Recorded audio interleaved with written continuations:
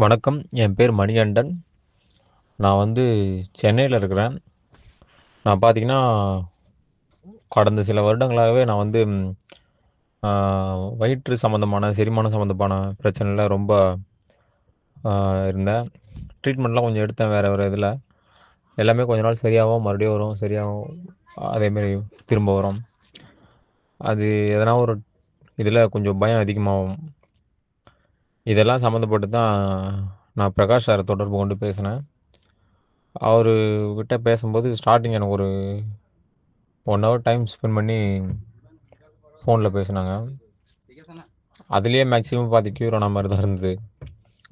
அதுக்கு அடுத்து பார்த்தீங்கன்னா, சாரு அவரோட கோர்ஸ்ல ஜாயின் பண்ணிக்கிறேன்னு கேட்டேன். அவர் பண்ணிக்கிங்கன்னாரு. 3 மந்த் கோர்ஸு.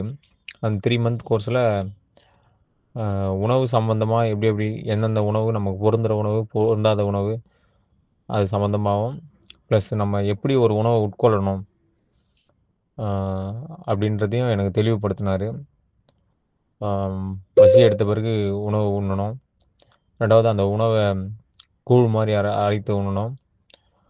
3வது சாப்ட்டு 3/4 வயிறு தான் சாப்பிடணும். ஃபுல் வயிறு சாப்பிடக்கூடாது. இந்த மாரி அ சில பல ஃபார்முலாலாம் சொல்லிக் குடுத்தாரு. ப்ளஸ்ஸு ஃபுட் சார்ட் மாரி என்னென்ன சாப்பிடணும், என்னென்ன சாப்பிடக்கூடாது அப்படின்றதையும் கொஞ்ச நாள் அனுப்பிச்சாரு. அதையும் ஃபாலோ பண்ணேன். ஃபாலோ பண்ணி கொஞ்ச நாள்லயே எனக்கு இருந்த ஒரு சில தொந்தரவுலாம் சரியாயிடுச்சு. அதுக்கப்புறமேட்டு சரியானதில நானும் கொஞ்சம் யோசிப்பேன். மத்த ட்ரீட்மெண்ட் போல இதுவும் சரியாயிட்டு திரும்ப வருமோ அப்படின்ற மாரிலாம் எண்ணம் தோணும். ஆனா அவரு அந்த பேட்டர்ன் ஃபாலோ பண்ணேன்.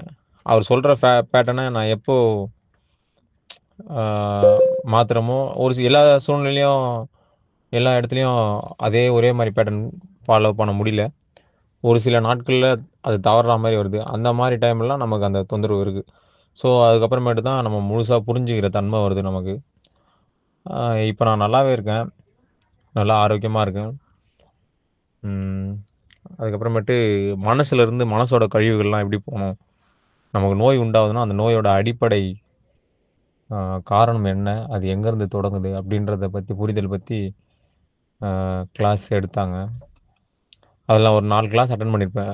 2 கிளாஸ் அட்டெண்ட் பண்ணல. அ அது நான் கொஞ்சம் வெளிய இருந்துட்டேன். அதனால 2 கிளாஸ் அட்டெண்ட் பண்ணல. அந்த 2 கிளாஸ் மிஸ் பண்ணிட்டேன். பட் அந்த 4 கிளாஸ்ல ஓரளவுக்கு மேக்ஸிமம் மனசு சம்மந்தமான புரிதல்லாம் உண்டாச்சு. அந்த 2 கிளாஸுக்கு நான் வேற எதனா தான் அவர்ட்ட கேட்டு நான் வேற எதனா அ அதுக்கு ஆல்டர்னேட்டா அந்த ஃபார்முலா மட்டும் பார்த்துக்கணும். அதில அவரு முக்கியமா சொன்னது, ம்